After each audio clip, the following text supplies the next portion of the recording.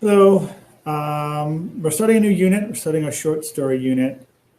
Today is really just an introduction, really a review of some of the literary elements that we'll be talking about throughout the unit. You hopefully picked up or have a copy of the little packet. If you don't have it, you should just jot down these definitions. You don't have to copy everything that's on the screen. I will tell you specifically what you should copy down. And I even give you the page numbers if you have this. And if you don't have this, this is available at the front door. If you pick that up, you drop off your copy of A Long Walk to Water. Okay, so we're starting a short story unit. We will be reading a few short stories and discussing them and analyzing them and finding meaning in them. But first, we should define what literature is. I know a lot of students, we hear the word literature, we don't know what it actually is. So the definition, literature is the written works of art or intellect. It is someone writing to express themselves in an art form or to sort of share their thoughts and their intellect, their opinions, what have you. So literature, written works of art or intellect. It's a blanket statement because we say the word literature. I don't know if students actually know what it means. All right, you don't have to copy that down. However, we'll keep going.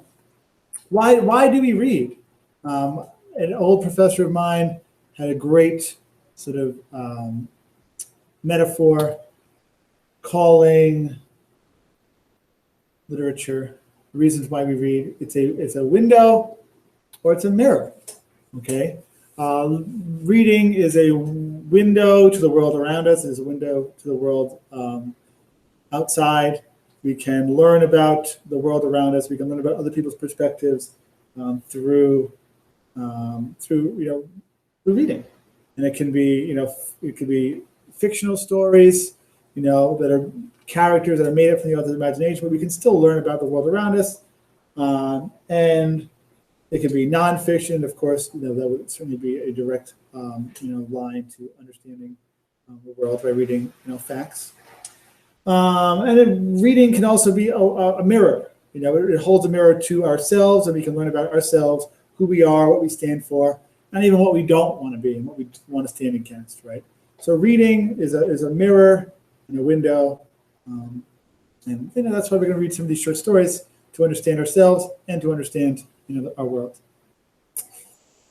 In English class, and in my English class in particular, I'd like to talk about the big three things. The first layer is what's going on, what's happening in the story. Okay, we have to understand what's happening before we understand anything else. And then what does it mean? Okay, so that happened, I understand, but what does it mean? Does it mean something else? Is it more than just on the surface? And then how does it relate to me? How does it relate to the world around me? How does it relate to humanity? So those are the big three things we're going to be talking about in a variety of ways throughout this unit. And we're going to be discussing the elements of literature. These are also called literary devices. Similes, metaphors, setting, all these things are examples of these literary devices, these elements of literature. These are the tools and techniques that authors use to create a piece of literature. And students always ask me, well, why do we have to know these things? Why do we have to know these terms? Like, why do I need to know what a metaphor is? Why do I need to know what an illusion is? And it's the same reason why a mechanic needs to know about all the inner workings of a car. And the same reason why a doctor needs to know about all the inner workings of the human body and the medicines and things like that. Because we have to have a common vocabulary. Mechanics need to communicate with each other and their customers. Doctors and nurses and healthcare workers need to communicate with each other and their patients. And we need to have a common vocabulary as critics of literature to be able to communicate with each other. All right. If we want to critique and understand and analyze a piece of literature, we all need to understand, what makes literature. We need to have a common vocabulary. Okay, so that is why we need to know some of these things. And we'll start with the basics. Okay, so I have students ask me, when we're in the classroom, Okay, I asked students, I should say, when we're in the classroom, give me a genre of music, and they all shout off, their favorite genres: rock and hip hop and EDM and rap and screamo and country, whatever. Okay, these are genres. And then I ask them to give me genres of movies, and they all yell out horror and action and comedy and whatever. There's a whole other list. So I say, okay, so you know what a genre is, or at least you know examples, but what is it? And eventually we get to the idea that it's a category. Okay, so I'd like you to copy down genre. The definition is a category of literature.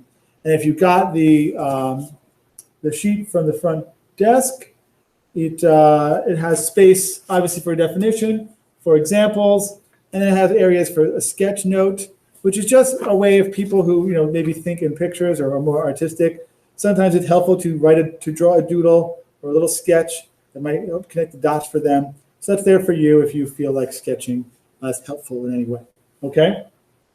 So genre is a category of literature.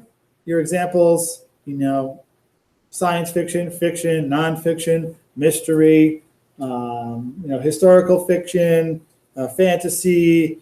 All these things are examples. So write one or two examples down, and feel free to pause this video if you need me to not go on, right? But I'm going to go on since you didn't pause it. Fiction is a genre of literature. Literature that is usually short stories and novels that describes imaginary events and people. Okay, so it's from the author's imagination. I always like to make the distinction. Doesn't mean it can't happen. I always talk about John Green's novel, The Fault in Our Stars. Very realistic characters. Hazel Grace is our main character, and she's dealing with very realistic problems. And she has very realistic relationships. But John Green created these characters, and he created these relationships. He created these situations. So it could happen. Fiction sometimes can happen, but it came from the author's imagination, so therefore it is fiction. Okay? I like to say, fiction equals fake. I'm almost 40 years old. I'm an English teacher. I still get fiction and nonfiction mixed up. Fiction is fake. And with that idea, if fiction is fake, then what is nonfiction?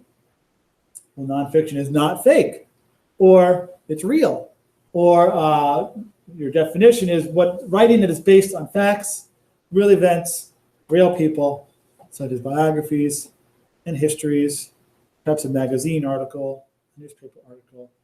These are works of nonfiction, not fake. It's real. Okay. So you can pause if I'm going too fast to get the definition of nonfiction. And then we have science fiction. Now, science fiction is fictional. It's based on the author's imagination, but it uses real scientific ideas and technologies within their story. So science fiction, the definition, is a genre of fiction that deals with science and technology.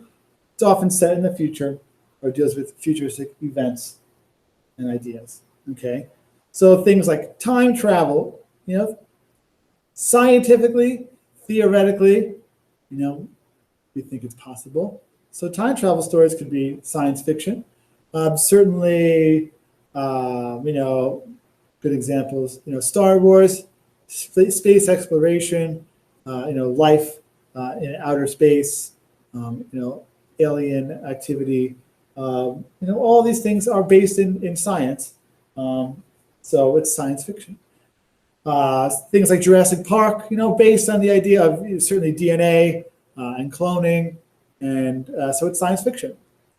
Zombie stories depends on the type of zombies.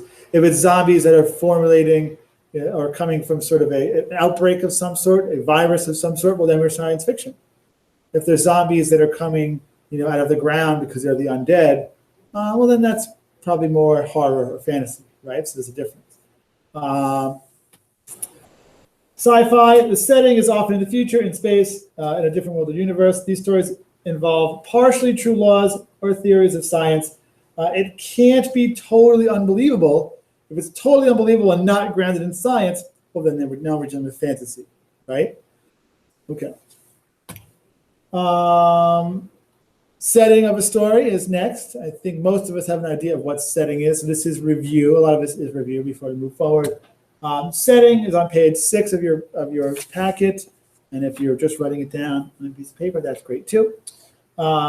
Setting is when and where a story takes place. Again, I think most of you know this. It can take place, in the past, in the future, in a specific year. You don't have to have a specific year. It could be modern. It could be just sort of in colonial times or sometime in the future. It doesn't have to be totally specific, right? It can be highly specific. Socrates, New York, 1998. That's a very specific setting. So setting is just when and where the story takes place. So examples, Star Wars, what's the setting? It's futuristic, but it's not set in the future. It's actually set a long time ago in a galaxy far, far away. Coco, great movie, by the way. The setting of Coco, it takes place, modern times, I think, if I remember correctly, but certainly in Mexico and at one point in the land of the dead. We're going to read All Summer in a Day, which is a science fiction story. The setting is the future on the planet Venus, and the author, was incorrect about what he thought Venus was like, but at the time when he wrote it, he was jumping to conclusions and imagining what he thought life was Venus. But the idea of traveling to space and having a colony on Venus is science fiction. Okay, so our last two things, we have protagonist. Examples of protagonists. Batman is a protagonist.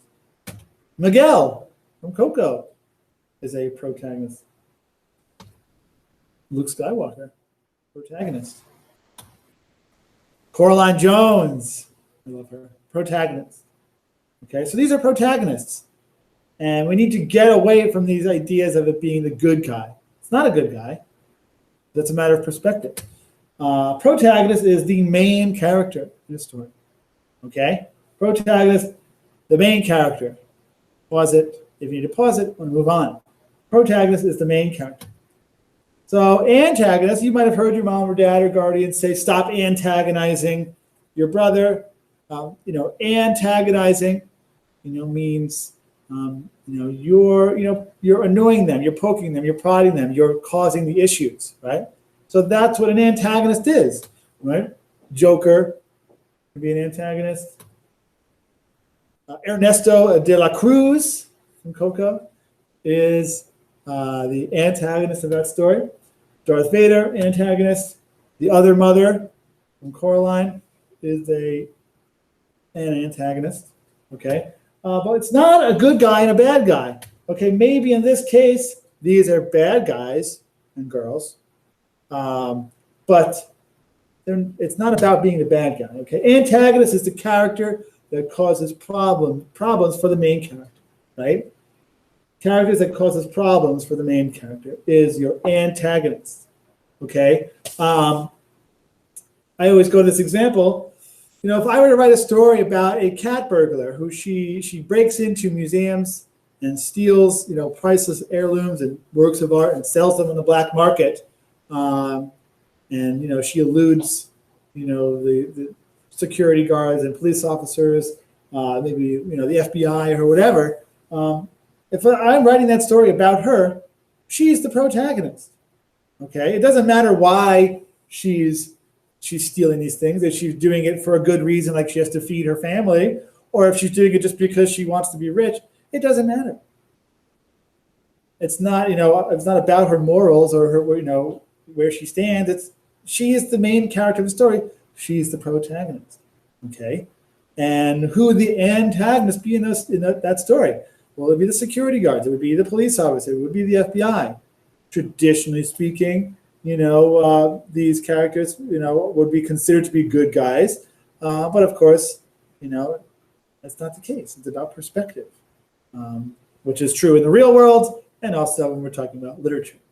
Another great example, if I were to, there was this movie which, is perhaps not geared at people your age, but it is a good example. Recently called The Joker or Joker, and it was about a man who's dealing with a certain amount of stress and mental illness, and feeling alone in a tough world, turning and giving in to the darker sides of his thoughts, and becoming the Joker that we know from Batman.